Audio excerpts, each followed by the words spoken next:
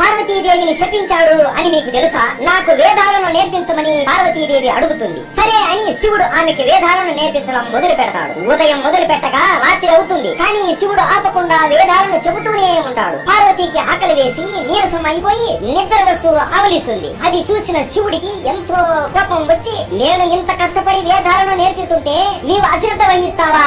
నీకు కష్టం విలువ తెలియాలి. నువ్వు భూమి మీద ఒక మత్స్యకారుడి కూతురులాగా జన్మించి కష్టం విలువ తెలుసుకుంటావు అని చెప్పిస్తాడు. పార్వతీదేవి ఏడుస్తూ భూమి మీద కేరళలో ఉన్న ఒక గ్రామంలో చిన్న పిల్లలాగా జన్మిస్తుంది. ఆమెని ఆ ఊరికి పెద్ద అయిన ఒక మత్స్యకారుడు ప్రేమగా పెంచుకుంటాడు. ఆమె చేపల పడుతూ తల్లిదండ్రులను సాకుతూ కష్టం విలువ తెలుసుకుంటుంది. కానీ కైలాసంలో శివుడు మాత్రం పార్వతి వెళ్లిపోయినప్పటి నుండి బాధతో కృంగిపోతూ ఉంటాడు. ఆ బాధని చూసిన నంది వెళ్లి పార్వతీదేవిని వెనక్కి తీసుకుని రావచ్చు కదా స్వామి అని అనగా, అలా కుదరదు నంది, ఆమె ఒక మత్స్యకారుడిని మాత్రమే పెళ్లి చేసుకోవాలి అని చెబుతాడు. అప్పుడు నంది ఒక బ్రహ్మాండమైన పెద్ద పథకాన్ని వేశాడు. వాళ్ళిద్దరిని కలపడం కోసం నంది చనిపోతాడు అని మీకు తెలుసా?